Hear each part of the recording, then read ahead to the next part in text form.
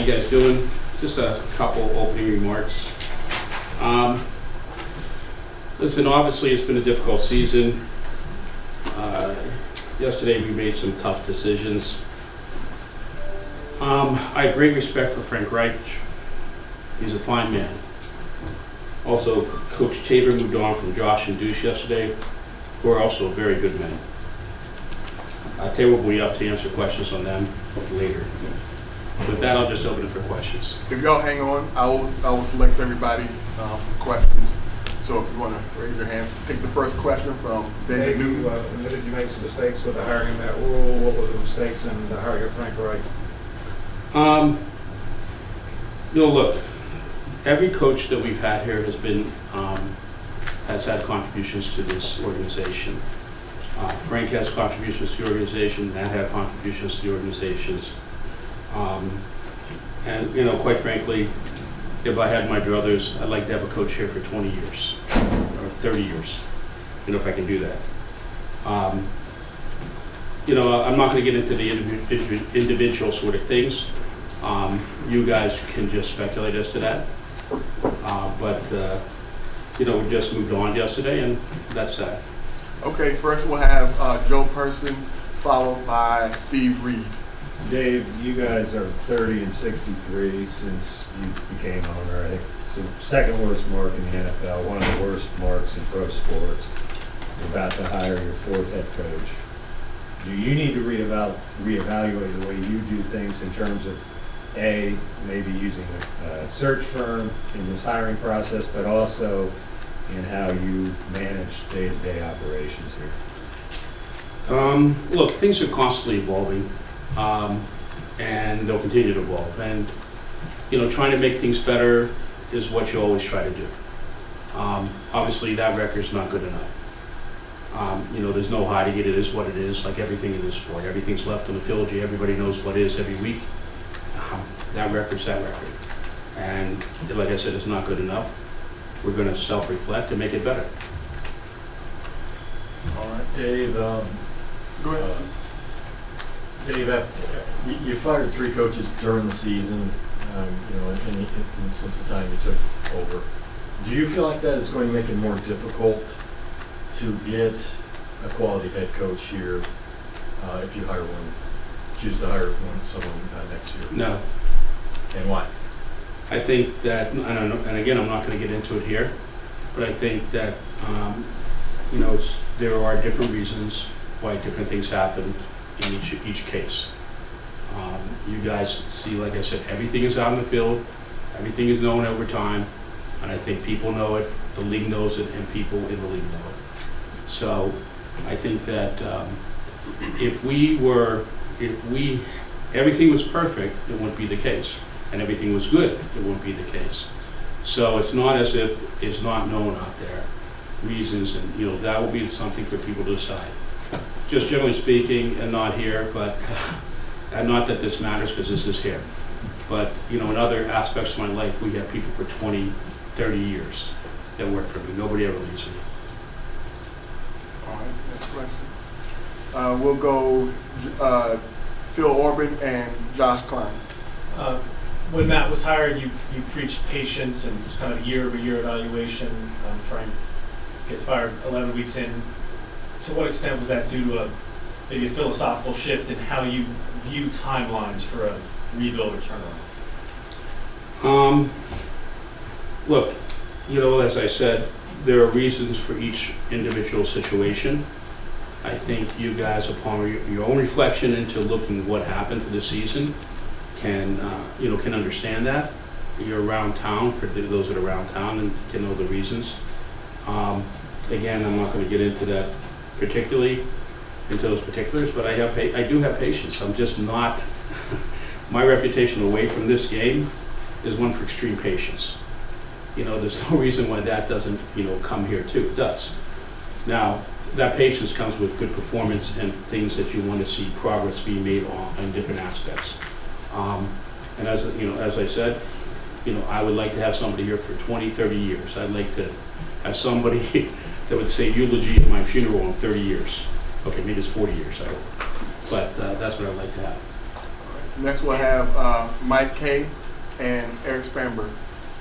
If you preached, Oh, you talked about your patients. It's a lot of preaching that I'm doing, though. So.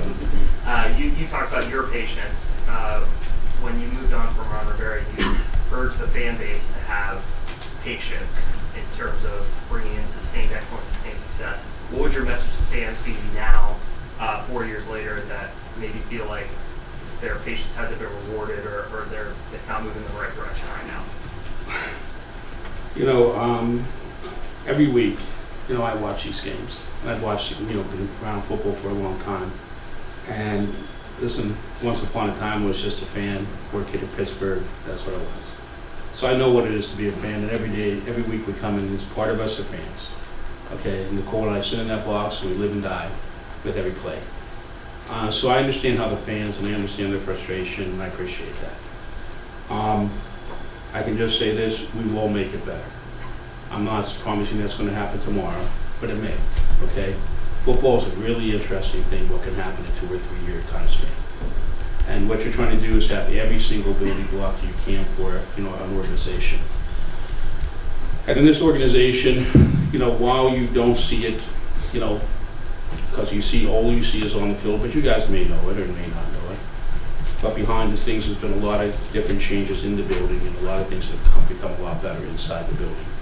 You know, and just how different people communicate, you know, health, you know, strength room, and, you know, and medical people, you know, football operations, nutrition, all those things, all those building blocks underneath the surface have gotten better than when I stepped in the door.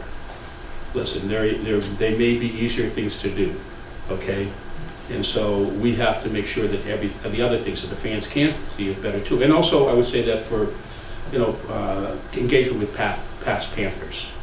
And, you know, we should invite you to talk to people who, you know, legends that were here at the Panthers. So we have not gotten what the fans see every day, right? I understand the frustration. We share that frustration every Sunday with them. Now we got Mike Kay and Eric Spanberg. David, in April, you said when you guys drafted Bryce, you said that he was a point guard style distributor and who could elevate the talent around him. My question to you is, do you feel like you've put enough around him for him to elevate? And with that said, how will that evaluation of the roster in the next 6 weeks factor into how you evaluate the front office? Look, you know, there's a lot that goes into, you know, what the success on the field is every week. When it's roster, some scheme, how you practice, a lot of things. And obviously, we can be better in all phases of that, because the product on the field is just not good enough right now. It just isn't. And so we have to try to make every one of those phases better, and whatever it takes to make it better, we're going to try to do. Eric? Dave, you've obviously had a lot of changes, not just on the football side, but on the administrative side, also with Charlotte FC, and you just mentioned a few minutes ago that you're patient. So why do you think there is so much constant churn in this organization, and what can you do to stabilize it? It's, you know, that's an interesting question when you talk about that churn, and then what the results are, you know, for that churn, what you call churn. You know, every case is something that's done here. It's not just done because it's done by idle wish. There's a reason, and there's a purpose, and there's a result, and the things goes on. When you talk about the, you know, different parts of this this franchise or this building, if you're referring to the business, you're a business guy. You know, when we came here, there were 10 events a year at this stadium, basically, like plus 1 or 2 more, maybe. I think we did 42 events last year in this field, not counting high school football that we brought back for the first time in this stadium, and other things like that, other type charity things. So they're not even counting those sort of things, but major type events. Brought soccer to Charlotte. The stands are full. If you were at that last game with Miami, I mean, it was a joyful sort of experience when Messi came to town, and I think the fans were elated in that sort of, you know, in that point. And there have been highs, you know, there's been highs and lows everywhere. Every game is out. There's some highs, there's some lows. Again, those big kick. You know, when Eric Reich was here for the first game, so there's highs in footballs and other places. But when you look at, you know, since you're asking a business question, I'll answer a business question. when you look at us and how we have and how we do business, and how are we successful in pulling off all these different events we put here? Yeah, we are. And what we've done is really led to higher economic impact for Charlotte. And we look at the future for things like that as things that we might do in the future, whether they're an entertainment venue that may do 80 more sort of small concerts, 3,000 to 5,000 people, that will bring people down there. We'll bring that here. And we think we brought a lot of economic development into the town. We have. The numbers show it. I mean, you know the numbers. So I don't think that when you look at the management team and you look at the stability of the management team now, we finally, I think we, and listen, you're always trying to make it better. But I think we have a pretty good management team on the business side right now. And we are pulling off pretty seamlessly all these events. All right, thank you very much, Dave. I appreciate it. All right, All right, thank you. Bruce, you're not gonna let me ask you a question? Wait, No, this is the last question. Thank you. Yeah. Come on, Bruce, seriously? David, in terms of, Gentlemen, he said okay to me. All right, go ahead. Yeah. Thank you. Appreciate it, Mr. Tepper. In terms of Bryce Young, I want to jump back on what Mike said earlier about Bryce. There's been a lot of reports over the last few days, in fact, that Frank wanted C.J. Stroud. You tipped the scales and said you wanted Bryce Young. Is that true? And then also seeing what C.J. Stroud is doing in Houston, did that make it the comparisons even that much greater because of what you're seeing in Houston as opposed to here? Just the way our processes go here, and I'll just answer this really plain. And all those decisions, whether it was the head coach, whether it was Bryce, I don't really vote on those decisions until the last piece.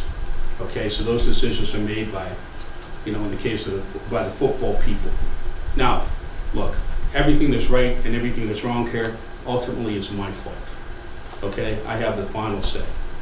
But as far as those decisions, whether it's Frank Reich or it's Bryce Young, those decisions were made, and in the case of Bryce, it was almost, I believe it was a unanimous decision on the coaches and the scouts, and very strong opinions at the time. Now, it's been reported, and we talked about it. Originally, we were going to go to the number 2 pick, and we thought we'd get CJ because we thought the Texans were going to pick Bryce. And listen, we preferred Bryce. He was our number 1 pick. We had a lot of conviction. In answer to your questions, it's just not the way the process was done. The process was done the way the process was done. And again, even though if there was a process with 5 people in the room and the way the votes came in, it was Frank was the first choice, I always could veto that choice. And even if it was Bryce and the votes came in unanimously in this particular case, I could have vetoed that choice. In both cases, I supported both choices. Okay? I'm just going to say that I supported both choices. I supported the coaches. I supported the scouts, their unanimous opinion. And I supported Frank Reich. So whatever's good, bad, or different is ultimately because the buck stops here, and I take full responsibility for everything. But that's the way the process runs. And just one last thing, and then we're going to go here. As far as Bryce Young is concerned, I cannot say this, for myself, and I think everybody in this building would share this sentiment. We are totally confident in that pick. Okay, I think the people that made that pick first, would be totally confident in that. Some of them you could ask. Okay, and I think and for me, I'm totally confident in agreeing with that pick. All right, thank you. Thank you. Dave, you made a decision on